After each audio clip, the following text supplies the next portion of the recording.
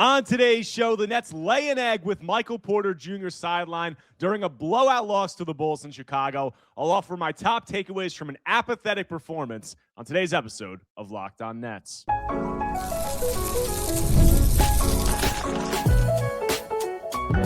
You are Locked On Nets, your daily Brooklyn Nets podcast. Part of the Locked On Podcast Network, your team every day. Welcome in to Locked On Nets right here on the Locked On Podcast Network. Now the #1 sports podcast network. It's your team, the Brooklyn Nets, every single day. I'm Erik Slater, Brooklyn Nets beat reporter for ClutchPoints.com. Thank you for making me your first listen of the day. The show is 100% free on all those great platforms. Today's episode is brought to you by FanDuel. Before tip-off, check the FanDuel app and see what's dropping during NBA Happy Hour every Friday from 6 to 7:30 p.m. Eastern. And on today's episode, I'm going to be recapping Brooklyn's 124-102 loss to the Bulls in Chicago. And if you were a Nets fan watching this game tonight over some of the playoff football that was going on, great playoff football action, you're a real one. Because there was a very riveting, obviously, Chicago Bulls, Los Angeles Rams game going on in Chicago at the same time as this Nets game. And, it didn't seem like there was a ton of juice in the United Center. It didn't seem like there were probably many fans in Chicago who were tuning into this. And if you were a Nets fan who was tuning into that playoff football over this game, I wouldn't have blamed you at all. And you didn't miss that much. But I am here to fill you in on what you missed, as I do every day. But there have been a lot of Nets losses, obviously, during a tanking season thus far. But following the 0-7 start, most of the Nets losses have been competitive. Most of their non-competitive losses have been without Michael Porter Jr. in the lineup. And this was another one of those tonight. MPJ and Drake Powell sat during this game on the front end of a back-to-back. And this is a game that my main takeaway is it seemed like there were a lot of bad habits forming during this game. It's only one loss. Like, you don't need to go crazy about it. But while the Nets are obviously tanking this season, you don't want to form bad habits. That's always the concern with tanking, is kind of that, toxic, culture, or whatever you want to call it, or those bad habits that you can develop when you're not playing competitive basketball, those seeping into your locker room, seeping into your young guys.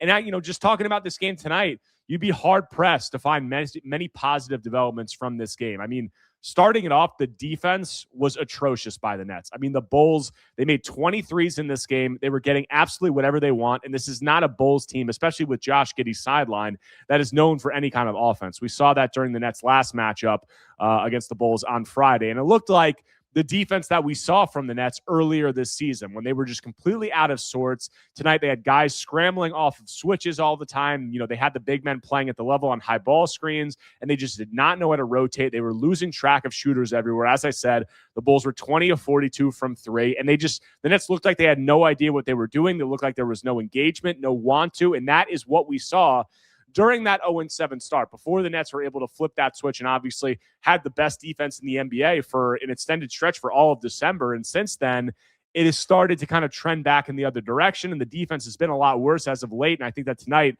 was a very good example of how, when they are not engaged, when they are not motivated, how bad this defensive system can unravel with the way that the Nets are trying to play.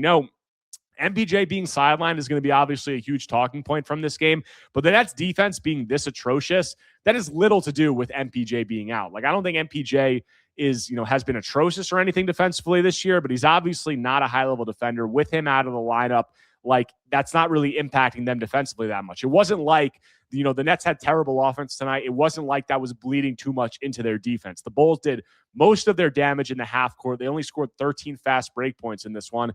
So the defensive effort just wasn't there. And, there are controllables. Like, that's what a lot of NBA coaches like to say. That's what Jordi Fernandez likes to say. Like, control the controllables. And there are a lot of controllables that should be non-negotiable for the Nets, regardless of who is in or out of the lineup, regardless of whether MPJ is there. And defensive effort and rebounding effort are obviously near the top of the list of controllables, and the Nets were nowhere near meeting the mark on those things tonight. I mean, Jordi Fernandez said it after the game. He said, our purpose was not there, just flat out. And it wasn't. Like, they looked like a team that did not want to play, during that game. And that was kind of surprising. I mean, I know MPJ is sidelined, but they were coming off a win over the Bulls. They've been struggling as of late, and we've seen the Nets in a lot of games this season, or a lot of games following that 0-7 start, give the effort, give the effort on a nightly basis. But the nights where MPJ isn't there, that's where they've fallen short effort-wise in a lot of the times. And it's not like always effort. Like, obviously, they're a much worse team without MPJ in the lineup. But tonight, it just looked like a team that wasn't in it. It looked like a team that didn't believe that they could win without Michael Porter Jr., and they have reason to believe that, because if you look at it, the Nets are now 0-8 after this game without Michael Porter Jr. in the lineup this season. I'm going to get a little bit more into that, but more on the performance. Like, this was a game where Jordi Fernandez was just searching for some answers, was searching for any kind of spark or guys that were going to give some kind of effort. And he actually benched some of the starters to start the second half of this game. Yegor Dioman, Terrence Mann, Danny Wolf, and Noah Clowney, all of those guys started. Nick Claxton was the fifth starter, but those four guys were benched to start the second half.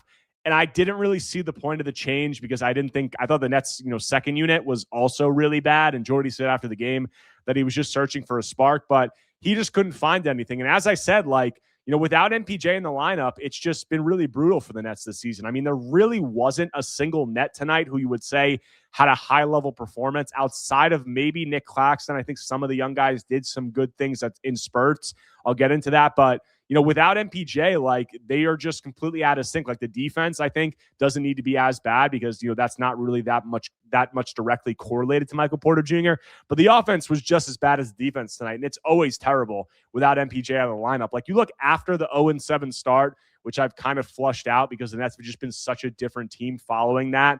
With MPJ after the 0-7 start, they're 12-14 with him in the lineup, and they've actually won MPJ's minutes during that span. Without MPJ after the 0-7 start, they're 0-7 with an average margin of defeat of 16 points. So he is one of the most important players in the league. Like, if you're talking about most valuable players for individual teams, he's up there, because as soon as you take him out of the equation, everything that the Nets are trying to do offensively just completely falls off a cliff. Sometimes that obviously also bleeds into their defense. I don't think that was the case tonight, but this is just a team that does not have an ability to compete without Michael Porter Jr. And the Nets have gone with a strategy, obviously, to limit risk of injury to Michael Porter Jr. and some of those things, but also obviously with them tanking this season, like, the back-to-backs have been a huge vehicle for them to kind of stack some losses tank-wise, because they've gone with the strategy, over these past recent back-to-backs. Like, they sit Michael Porter Jr. on one leg, and the last back-to-back on the other leg, they sat Cam Thomas and Yegor Dioman, because, both of those guys are obviously coming off of injuries. So I expect Cam Thomas and Yegor Dioman not to play tomorrow, but with and without MPJ, it's obviously an extremely stark contrast, and that's going to be a huge story leading up to the trade deadline, because there's no shortage of talks about Michael Porter Jr. being involved in trades around the league. And while a lot of fans think that the Nets can tank and they can maintain their draft position without trading him, and I think that they can do that, I have said if they trade him, it's a lock. Like, the Nets are trying to be in that 3, 4, 5 spot of the draft lottery standings, potentially pushing up into the top 3. And I think they can do it without trading MPJ by sitting him in spots like they have been. But if you trade MPJ, it's a lock. Like, they're not going to be able to win games. And I think in that case, if they trade MPJ, they'd have a really good chance to get up into the top 3 of the draft lottery standings. Does that mean that you trade him just for that reason? If an offer isn't there that you deem to be good? No, obviously. You don't have to do that. But I'm saying that is a factor in this equation, because the Nets are putting somewhat of a premium, obviously, on draft positioning. And while they might not be tanking as hard as some people want them to, they are unquestionably tanking. And that has come from ownership, pretty much admitting that. So, with that is going to, the MPJ, on-off stuff is going to factor, and the tank aspect of it is going to factor into their decision of trading him. Does that mean that it's going to lead them to trade him, even if they don't have a good offer? No, but it is going to be a part of the calculus. But despite this being a really ugly Nets performance, we did have a few positives, and I think we did see some good things from some of the young guys, particularly Nolan Traore. So what did we see from those guys? What should Nets fans be looking for from them moving forward as their minutes increase during the second half of the season? I'll get into all that when I continue Locked On Nets after a quick break. Guys, Fridays already feel different during basketball season, and FanDuel is making them even better every Friday night before the games tip off. FanDuel gives fans a new way to kick off the weekend with NBA Happy Hour. NBA Happy Hour is your official pregame, a limited time window where special offers drop right inside the FanDuel app before the action starts. Fridays from 6 to 7:30 Eastern, I become appointment viewing with NBA Happy Hour, opening the FanDuel app during Happy Hour, always brings something new, boosts, bonuses, and surprises. It's easy to check the weekly special before tip-off and make a move before the window closes. The timing is perfect. Right before the games and right before the weekend starts. It adds extra energy to Friday night basketball without overthinking it. So before tip-off, check the FanDuel app and see what's dropping during NBA Happy Hour every Friday from 6 to 7:30 p.m. Eastern. A little basketball, a little action, and a whole lot of Friday energy. That's NBA Happy Hour only on FanDuel, the official sportsbook partner of the NBA. Coming back from the break, continuing today's Locked On Nets episode, recapping Brooklyn's blowout loss to the Bulls in Chicago. And there weren't a ton of positives in this game, but one of the main positives that I would take from this, outside of Nick Claxton, I think had a good game, and Nolan Traore was the top young guy who had a good game in this one. He had 16 points. That's a career high to go with 2 assists and 1 turnover. He was 4 of 8 from the field, but 4 of 5 from 3. So that was a career high 4 3-point makes for Nolan Traore in this one. And it was really nice just to see him have a game where he got the 3-point shots to fall. Like, this is only, I'd say, the second NBA game this season where he shot well from 3. He had a 3 for 4 game against the Warriors earlier, but for the most part, it's been really ugly from 3. Like, Nolan had a stretch where I think he was like 5 of 36 or 6 of 35 or something like that over an 8 or 9 game stretch in the NBA, in the past few weeks. So to see him knock down 4 of 5 from 3 in this one was really nice. To see him get downhill sometimes. He was 0 of 4 from 2, but he did have some nice looks. But overall, like, the 3-point shooting, I think, is the main positive takeaway from this one. Because, you look at Nolan and you look at the things that he is going to be able to do, or the things that I think he's going to be able to do well. I think that he can hold up defensively. Like, he's going to need to add weight and strength, but with his size, 6'4" at point guard, 6'8" wingspan, he's obviously very quick. Like, he's going to have the measurables and the athleticism, in my opinion, to hold up defensively and potentially even be, approaching a plus defender. So you have that. He can obviously create advantages. He's one of the fastest players in the league, definitely the fastest player, definitely one of the fastest players in the rookie class. So he can create advantages. He can leverage those advantages and, have some playmaking ability. We saw him have 7 assists in the last game. My main question is, where is he going to score from? Like, that's been the main question that I've had, because he hasn't really had an area on the court where he's been able to score from this season. Like, you look at it, he's shooting, in the 30s from the field. He's obviously not shooting well from 3. The only shot that he's really had some success with efficiency-wise is the floater in the mid-range, which has been nice to see. But if you're asking where is he going to score from, the 3-point line is going to be a huge aspect of it. Like, the 3-point line and the finishing around the rim. And finishing and being able to score in the paint is obviously going to be tied to him adding strength and being able to kind of get to 2 feet, use some physicality, bump, and create some space and do all of those things. But he's also, even if he adds some of that strength and stuff, he's largely a below-the-rim player. Like, he's not a guy, you look back at his stats from St. Quentin and the things that he did in France, he barely ever dunked the ball. Like, he's just not an above-the-rim player. So with that, finishing at the rim at his size is going to be a struggle. So the 3-point shooting is going to be very big for him. I don't think that it's a situation where, like, if he's not a very good 3-point shooter, he has no potential in the NBA, but it's certainly going to help a lot. So seeing Nolan go 4 of 5 from 3 in this one, seeing him have some assists, make some plays going downhill was nice. But overall, like, you're just going to need to see more consistency as a shooter. Also as a finisher, we didn't see that in this one, but baby steps. I think the finishing is more going to come with him obviously adding strength in some of those things. The 3-point shooting is the thing that you like to see start trending in the right direction. So this was a good step in that regard. Looking at the young guys outside of Nolan, Yegor Dioman in this one, fine game. Like, I didn't think he did anything that great. I didn't think he did anything that terrible. I thought the defense was pretty bad from Yegor, but the defense was bad from everyone tonight. Like, there really wasn't a net who did good things on defense outside of maybe Nick Claxton. You look at Yegor in this one, 11 points, 1 rebound, 1 assist, no turnovers, which is nice, but 4 of 9 from the field and 3 of 6 from 3.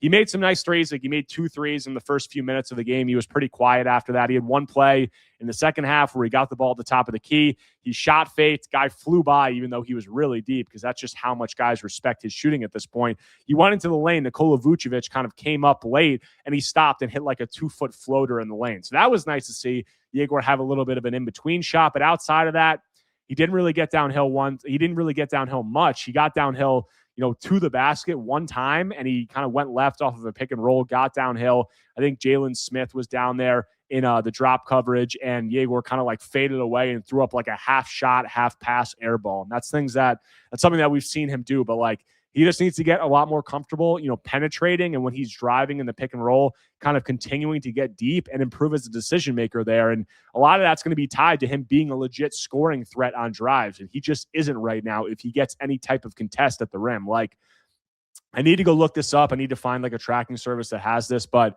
Yegor's field goal percentage at the rim on shots where he's contested has to be, extremely low. I can't think of many that he's made this season. So that's going to be a major thing for him that he needs to improve on. And like Nolan, that's going to come with adding strength, being able to play off 2 feet, being able to initiate some contact, all of that stuff. Yegor just doesn't have that craft, and he doesn't really have the size, the requisite, strength that you need to do that. So that's going to be a major, improvement area for him. And a lot of that's going to come in the offseason when he really gets to work on his body. And a lot of that's just going to come from natural maturation of your body. Like you look at Yegor, you look at Nolan, Drake is obviously more physically developed than those guys, but you look at all these guys, they're 19 years old. Like going from 19 to like 21, 22, like we're seeing them with Noah Clowney, that's just a huge natural time frame for you to mature physically. So all those guys are going to need to put a heavy emphasis on that. Last rookie was Danny Wolf, who in his second homecoming game in Chicago, I thought did some nice things. He had 14 points, 3 rebounds, 2 assists, 2 turnovers,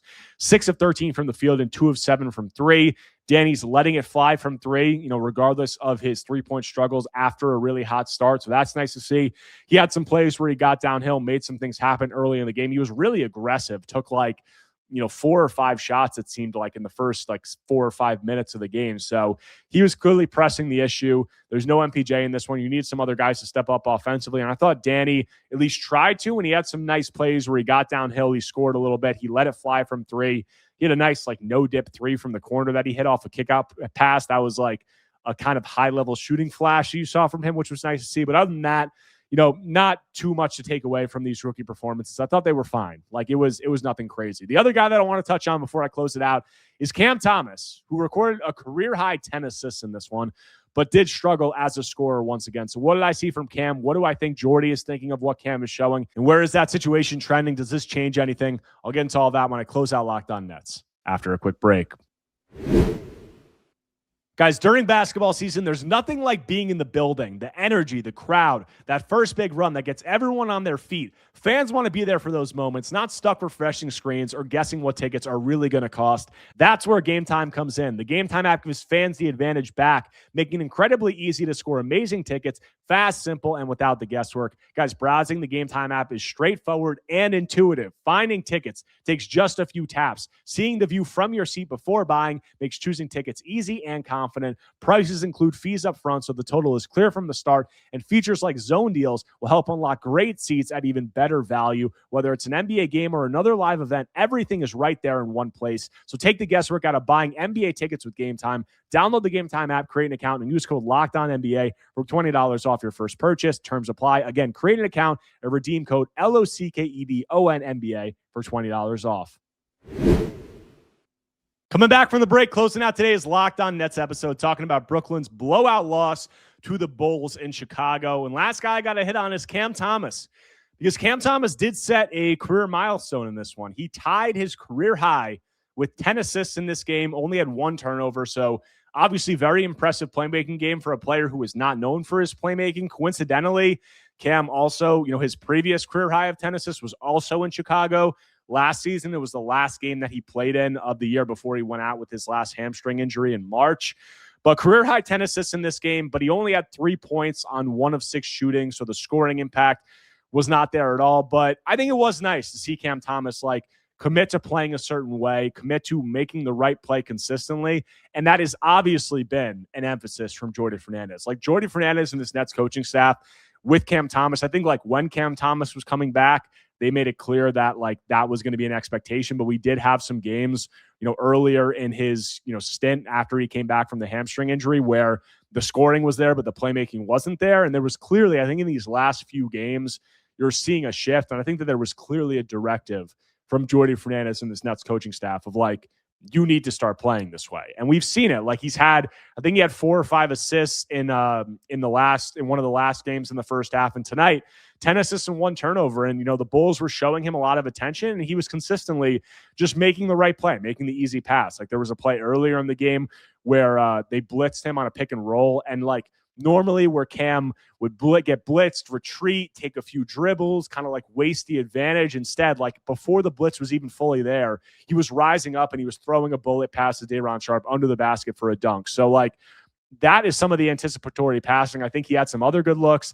I think there were some assists where like the Nets just made really tough shots, but there were also some potential assists where the Nets missed open shots. So Cam was, playing the right way in terms of the playmaking. Now the catch-22 with this offensively is there's been some games, as of late where Cam has had good playmaking, but then the scoring production is just nowhere. Like, as I said, he had 3 points on 1 of 6 shooting, and that's kind of like the balance that I feel like you need to see from Cam. Because while Cam had 10 assists in this one, like, I don't really think it was that much of an impactful game. Like, the Nets were still really bad offensively during his minutes. They were terrible offensively the whole game. And that's not all on Cam, but like, when you are a player with his kind of scoring ability, like, you don't want to let a team take you out of the game. And I'm not saying that like he had no impact, because he did have 10 assists and he created open looks for a lot of guys, but like 3 points on 1 of 6 shooting, there needs to be more of a balance. And I know like some people might roll your eyes and say like, oh, when he's scoring, you want him to be a playmaker. And when he's playmaking, now you want him to be a scorer. And it's like, no, there needs to be a balance. You need to know how to impact the game in multiple ways. And with Cam, the quibble that I have is like the Nets are obviously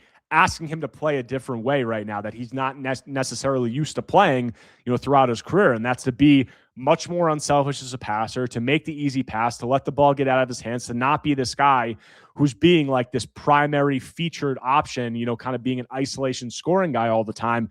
And we've seen with the Nets asking him to play that way, while his assist numbers have gotten a little bit better over the last few games, he's been pretty invisible as a scorer, and he's just looked really uncomfortable. So like, my question with Cam Thomas is offensively, like when he is playing the right way and doing this stuff, and when the Nets are asking him to kind of fit into a system more, like, can he be impactful as a scorer? And I think that he definitely can. We're just not seeing it in these last few games. Like, I think that he just looks really uncomfortable, and you can chalk it up to like he's just not getting bounces and the shots aren't going down. But you look in this one, like he took 6 shots and he took some like really tough shots, and he really wasn't, generating that many good looks. And I know a lot of that is the attention that the Bulls were showing him defensively, but like, my point is just when you're getting asked to play in this other way, and you're getting asked to, lean more into playing within a system and being more of a playmaker, not being like this isolation guy who's pounding the ball into the ground, you need to also find a way to make an impact as a scorer.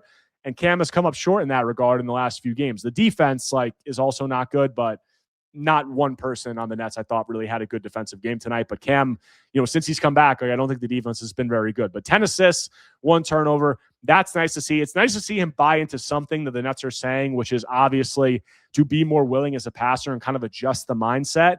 And he did that. Now, like, the next step would be improving as a scorer and obviously like having more of a balancing act. But so if you think of it, throughout Cam Thomas's career, like, how many games can you think of where Cam had a really high-level scoring game and a really high-level playmaking game in the same game? Like, there aren't that many. He had the game earlier this season against the Cavs where I think he had 30 and 9. That was like one of his better, more well-rounded offensive performances that he's ever had. But a lot of them, like, you look at the games that he's had when he's been like above 30 into 40 points as a scorer, like the Spurs game earlier this season, like some of those other games, during his second or third season, like a lot of those games are like the 40 points, but like 2 assists. Like, you just like to see more of a balance between the two. And I don't think that that's been a strength. And a lot of that is because Cam, like, when he gets cooking offensively, but it's just him kind of trying to score and him trying to do all these things versus playing within a system. Like, that's been the critique of him. So can he learn how to do that? I think that he can. I think that it might take a little time, and we're getting close to the trade deadline now. We're like 3 weeks away from the trade deadline. And if I were a gambling man, I'd put it at pretty, heavy odds of the favorite of this. I'd put it at pretty heavy odds of him being traded ahead of that February 5th deadline. For what and to who, I don't know, but I would be fairly surprised if Cam Thomas was on the team past this trade deadline. So, will he be able to kind of find that balance? We'll see. Maybe he can do it with another team. Maybe another team kind of get through to him and find a better way to utilize him. We'll see. But that's all I got for you guys on today's episode of Locked On Nets. If you guys do not already, make sure to subscribe to Locked On Nets on YouTube and wherever you get your podcasts, whether Apple Podcasts or Spotify. If you enjoy my content, take a second right now, smash that like button, leave a comment, leave a 5-star review. Anything you could do to engage is much appreciated. And that's going to be back in action on Monday against the Phoenix Suns at Barclays Center. So I have coverage of all that and more when I'm back tomorrow talking more Brooklyn Nets basketball.